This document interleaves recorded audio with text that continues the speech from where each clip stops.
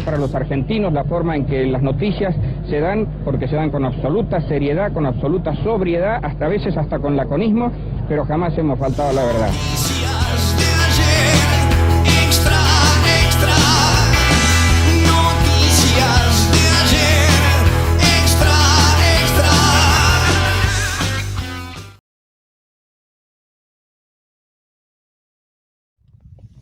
Bueno, lo que vamos a ver hoy son las fake news, o lo que es la traducción al castellano como noticias falsas.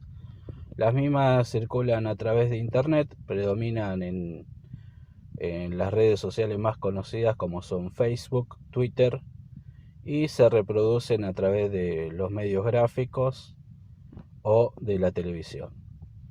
Cabe destacar que el objetivo de la divulgación de este tipo de noticias es el desprestigio hacia un determinado sector.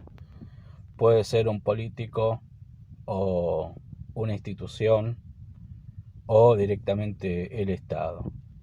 En el caso de Argentina, siempre se ha visto campañas de desinformación. Si nos vamos a la década del 70 con la dictadura y posteriormente durante la guerra de Malvinas, donde hubo una campaña desde los medios de ocultar la verdadera situación bélica, con el objetivo de perpetuar la dictadura de la Junta Militar. Más cercano en el tiempo podemos ver distintos casos de campaña de desinformación desde los medios, como van a ver en una serie de videos que he seleccionado como a modo de ejemplo. Así que los invito a verlo más adelante. Y lo que vamos a ver también, analizar un texto de 3 páginas sobre qué son las fake news y cómo se originan.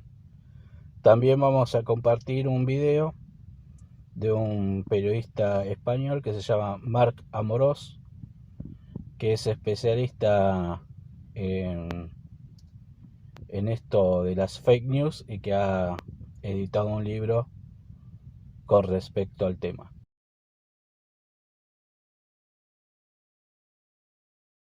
Mientras tanto, la unidad británica se está resquebrajando minuto a minuto. El opositor Partido Laborista Británico exigió hoy al gobierno de Margaret Thatcher que llevara el asunto del conflicto anglo-argentino ante las Naciones Unidas para solucionarlo allí sin más pérdidas de vida ni de elementos de ningún tipo. Es decir, la unidad, como digo, británica se resquebraja minuto a minuto y la dama de hierro evidentemente se está oxidando. Es un orgullo para los argentinos la forma en que las noticias se dan, porque se dan con absoluta seriedad, con absoluta sobriedad, hasta a veces hasta con laconismo, pero jamás hemos faltado a la verdad. Y nosotros informando la verdad como los hemos hecho hasta ahora, no adelantando y no creando expectativas inconvenientes, sabemos que la gente lo agradece, porque hasta la propia Inglaterra periódicamente tiene que reconocer y a veces anticipa nuestros éxitos. La hipótesis principal es que Pomar cometió un delito contra el resto de su familia, que tal vez tiró el auto a algún espejo de agua, así se... Diciendo que había violencia doméstica, al menos a nivel verbal. El papá habría matado a toda la familia. Sí. Y no hay nada y que dice la aducción de la familia Pomar es posible. ¿Es posible? Es posible. No tengo la certeza, pero sí, la posibilidad existe porque hay muchos casos de aducción. Es imposible hoy pensar en un accidente automovilístico, ya que lo hubiéramos sabido de primer plano. Finalmente, después de idas y vueltas, recién un 8 de diciembre encuentran al costado de la Ruta 31, entre arbustos y matorrales, el Fiat Duna Weekend de los Pomar. Con unos tubos introducidos en su boca. Por su fisionomía, el medio aseguró que era Hugo Chávez, presidente de Venezuela. En la columna derecha dice una parte del texto sobre la foto. El país, abro comillas, no ha podido verificar de forma independiente las circunstancias en que fue tomada la imagen, ni el momento preciso, ni el lugar, cierro comillas. La foto difundida por El País no es otra cosa que una captura de este video ahora en sus pantallas, grabado en 2008 y colgado en YouTube. Una secuencia que registra el procedimiento quirúrgico de un hombre cuya fisionomía es similar a la del presidente Hugo Chávez. las fake news no son un fenómeno pasajero, no es una moda, sino que es algo que tendremos que aprender a convivir con ello.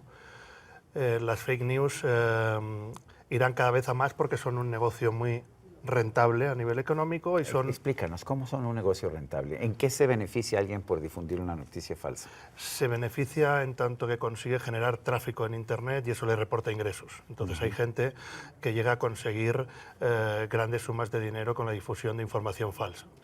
En Estados Unidos, por ejemplo, en la campaña entre Hillary Clinton y Donald Trump, investigaron difusión de información falsa. Terminaron en un pueblo de Macedonia que se llama Veles, donde había chavalitos de 17 y 18 años difundiendo información falsa pro Trump, a cambio de dinero, lógicamente, ganaban entre 4.000 y 5.000 euros. Bueno, es posible porque las noticias falsas son muy golosas, existen porque nos llaman poderosamente la atención y además son muy poderosas en tanto que nosotros decidimos creérnoslas porque nos dan la razón. La información falsa, cuando confirma tu opinión, lo que tú ya crees, lo que tú ya piensas, digamos que ya no te importa tanto si es verdad o es mentira, porque tú ya decides creértela. Entonces, cuando tú ya decides darle veracidad a esa información, la compartes inmediatamente. ¿Por qué? Porque en el círculo de amigos, en la burbuja de Internet en la que vivimos, lo que buscas es que tus amigos te vuelvan a dar la razón.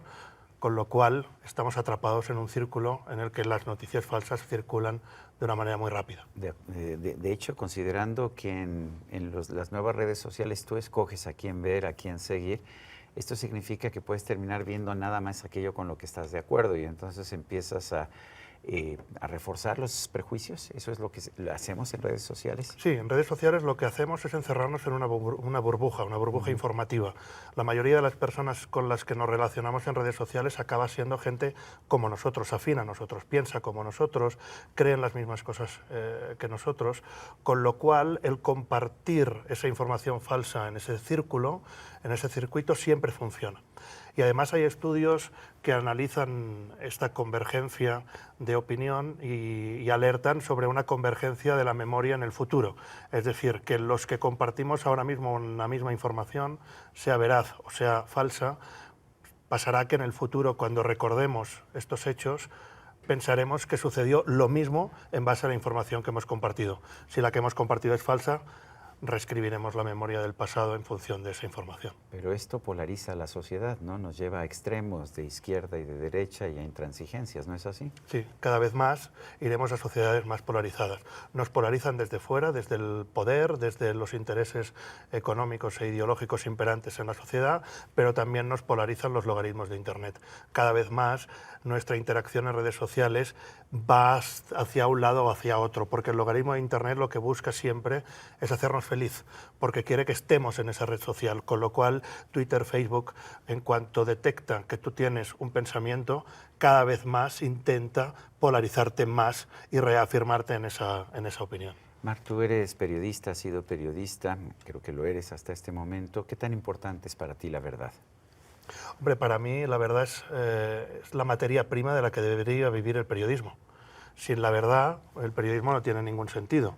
Si lo que convertimos el periodismo es en el vocero de una corriente de opinión o de una corriente ideológica, bien sea porque gobierna o bien sea porque es oposición, el periodismo simplemente lo que se convierte es en un instrumento de propaganda o en un instrumento distinto a lo que debería ser, ¿no? El periodismo debería ser la construcción del relato, digamos, ecuánime, digamos, veraz de lo que acontece para que la gente pudiera dotarse de una opinión propia, no impuesta.